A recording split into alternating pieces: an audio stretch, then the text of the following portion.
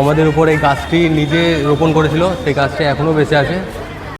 এখন এসে গেছি শ্রী চৈতন্যদেবের মাসির বাড়ি।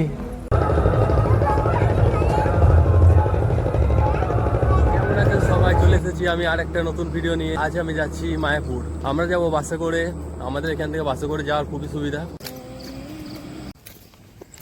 চেপে পড়েছি বাসে আর সিটও পেয়ে গেছি জানলার ধারে।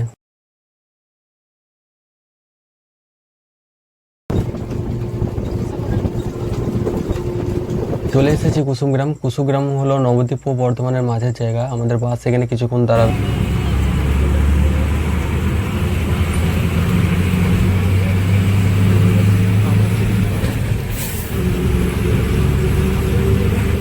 এটা হলো নবদ্বীপ ধাম স্টেশন। আপনারা যারা ট্রেনে করে আসবেন, সেটা যেখান থেকেই হোক, আপনাদেরকে এসে নামতে হবে এই নবদ্বীপ ধাম স্টেশনেই। আমি পৌঁছে গেছি এখন নবদ্বীপ বাস স্ট্যান্ডে।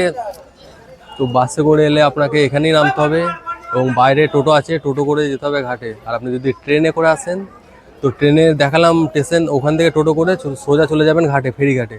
তো আমরা এখন একটা টোটো করব এবং যাব ফেরিঘাট। আমরা বাস স্ট্যান্ডের বাইরে টোটো করে নিয়েছিলাম, ভাড়া নিয়েছিল 20 টাকা মাথা পিছু। আপনারা যারা টোটো করে আসবেন বার্গেনিং অবশ্যই করে নেবেন।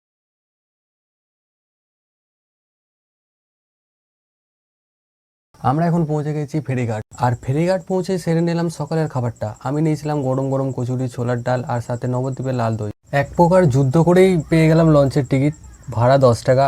আর নৌকাও আছে এখানে, ভাড়া 5 টাকা।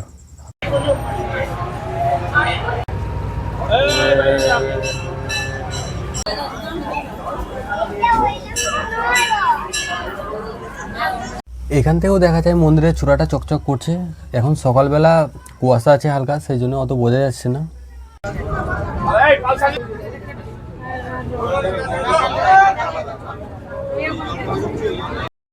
এটা হলো সেই জায়গা যেখানে ভাগীরথী আর জলঙ্গিনী একসঙ্গে মিশেছে।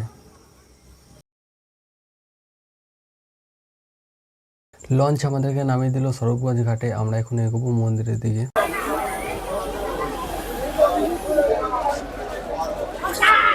আপনারা যারা এসে এখানে থাকতে চান, এই ঘাট থেকে মন্দির পর্যন্ত অসংখ্য হোটেল আছে বাজেটের মধ্যে। আর যারা মন্দিরে থাকতে চান, মন্দিরের নিজস্ব অনেক ভবন আছে, তবে আগে থেকে বুকিং করে আসলে সুবিধা। আমরা এখন প্রবেশ করছি মন্দির চত্বরে। প্রথমেই চোখে পড়বে এই বিশাল মনমুগ্ধকর স্থাপনা। এখানে শুধু মন্দির দর্শন নয়, জীবনযাত্রাটা দেখাও দারুণ অভিজ্ঞতা। মায়াপুরে এলে আপনারা দেখতে পাবেন বিভিন্ন দেশের মানুষ একই ছাদের নিচে বসে কীর্তন করছেন। মন্দিরের সামনে থেকে কেটে নিলাম দুপুরের প্রসাদের কুপন।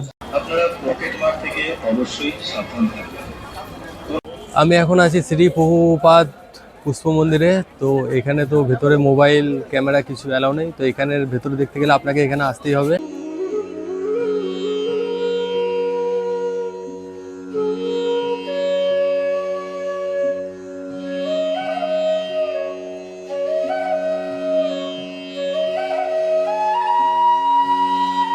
আপনি এখন দেখছেন পৃথিবীর সবচেয়ে বড় মন্দির, টেম্পল অফ দ্য বৈদিক প্ল্যানেটেরিয়াম।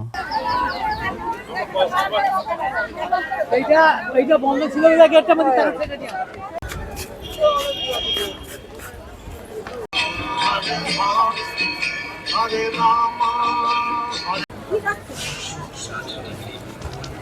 আমরা টিকিট কেটে নিয়েছি নতুন মন্দিরে যাওয়ার জন্য। তো ভেতরে দেখবো,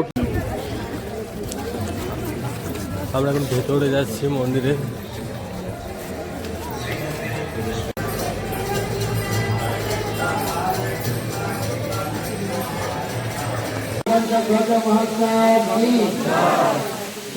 वृंदावन धाम की, जगन्नाथपुरी धाम की, विदाई को समानंदे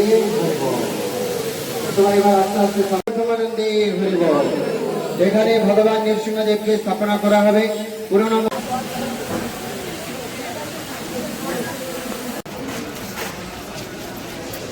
হরে কৃষ্ণ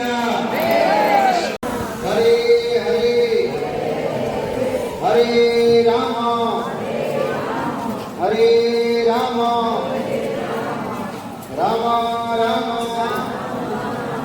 হরে হরে জোরে বলুন গৌরাঙ্গ নিত্যানন্দ জয় জগদ্গুরু শিল প্রভুপাদ কি মায়াপুর নবদ্বীপ ধাম কি একটা অদ্ভুত বই। আপনার যদি মনে হয় যে আপনি হেঁটে আলমারা হয়ে গেছেন, ঘুরে আলমারা হয়ে গেছেন, তো এই সাইডটা এই দিকটা আসতে পারেন। একটা গাছ রয়েছে, ছায়া রয়েছে, ভালো লাগবে। মানে আপনি যদি আরাম করতে চান একটু বসে এই দিকটাতে আসতে পারেন। আমি এই দিকটারই কথা বলছিলাম, দেখুন এই দিকটা কীরকম ছায়া রয়েছে, চারিদিকে গাছ, কদম গাছে ভর্তি। আসতে পারেন এদিকটাই ভালো। গোশালার গরু দেখুন, চলে এসেছি গোশালা। দেখুন গরু, এখানে সব গরু রয়েছে। এখানে বড় গরুগুলো দেখলেন রাস্তা দিয়ে চলে গেছে সব। এই দেখুন গোশালার গরু, গরু মাথা নামিয়ে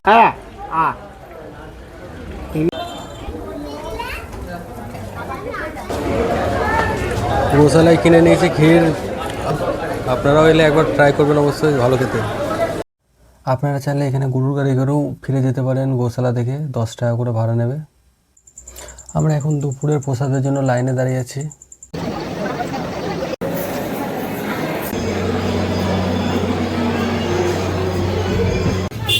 আমি এখন চলে এসেছি মন্দিরের বাইরে, লোকাল সাইট সিন করবো, যে কী কী আছে এখানে দেখার সেটা দেখবো এবং আপনাদেরকে দেখাবো ঘুরিয়ে যে কী কী আছে এখানে। এখানে মন্দিরের বাইরে বেরিয়ে অনেক টোটো আছে যেগুলো আপনারা ভাড়া করে নিতে পারেন। ভাড়া নেবে 300-400 টাকা এখানে লোকাল সাইট সিন করার জন্য। আমরা যে টোটোটা করছি সেটা নিতে 300 টাকা। তো আপনারা একটু বার্গেনিং করে ভাড়া করে নেবেন সাইট সিন করার জন্য।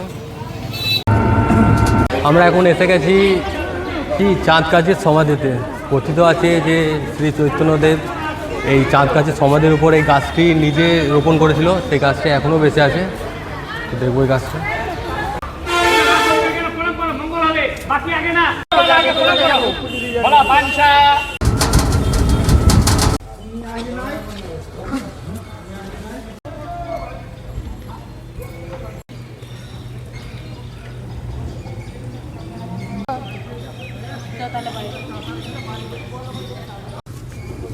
এখন এসে গেছি মায়াপুরের জগন্নাথ মন্দিরে আমি। তো এখানে জগন্নাথ মন্দিরটা ঘুরে দেখছি।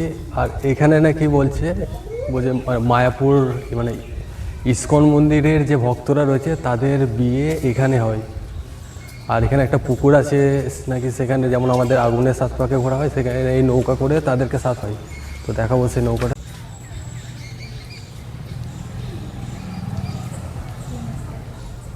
এই পুকুরটা দেখছেন, এই পুকুরটার নাম হলো সীমন্তিনী কুণ্ডু।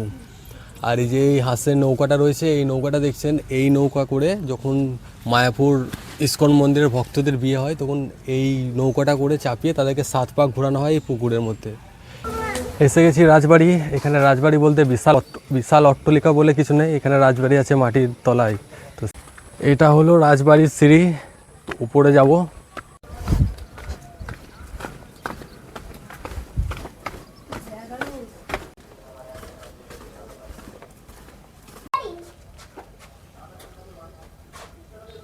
সে রাজবাড়ির দেওয়াল, এগুলো সব রাজবাড়ির দেওয়াল দেখছেন। এগুলো সব খোদাই করে বের করা হয়েছে, এগুলো সব মাটির তলাতেই ছিল। এই রাজবাড়ির ইতিহাস যদি আপনি জানতে চান তো আমি এখানে একটা ফটো আমি দিয়ে দিচ্ছি, ওই ফটোটা পজ করে পড়ে নেবেন।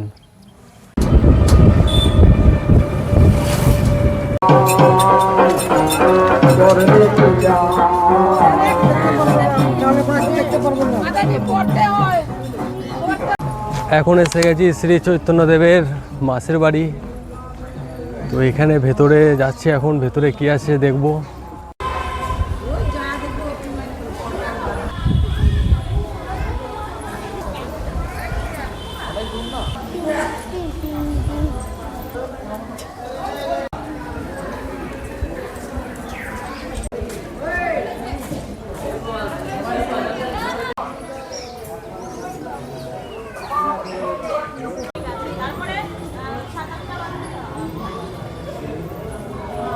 এই পুকুরটা দেখছেন, এই পুকুরটার নাম হচ্ছে রাধাকুণ্ড।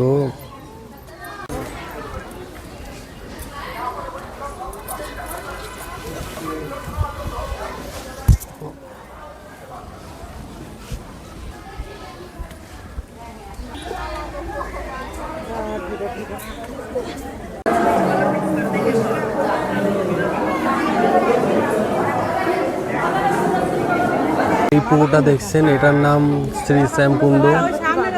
এখন চলে এসেছি শ্রীল প্রভুপাদ স্মৃতি মন্দিরে। ইসকনের প্রতিষ্ঠাতা আচার্য শ্রীল প্রভুপাদের স্মৃতিচিহ্ন এখানে সংরক্ষিত আছে। জায়গাটি খুবই শান্ত, তবে এখানে ফটোগ্রাফি অ্যালাউ নেই, তাই কিছু দেখা।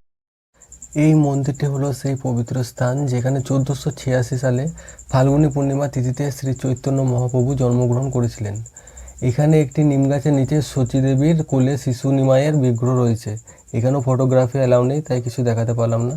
দেখতে হলে আপনাকে এখানে আসতেই হবে। এখন আমি যে জায়গাটা এসেছি সেখানে সবাই আসে না, কিন্তু আপনি আসতে পারেন। ফাঁকা জায়গা, যেটার নাম ট্রি হাউস নামে পরিচিত। ফাঁকা জায়গা, পার্কের মতো। আমার মায়াপুর ধাম ভ্রমণ। আশা করি ভিডিওটি আপনাদের ভালো লেগেছে। ভালো লাগলে অবশ্যই লাইক করবেন, কিছু জানার থাকলে কমেন্ট করবেন, আর সাবস্ক্রাইব করতে একদম যেন ভুলবেন না।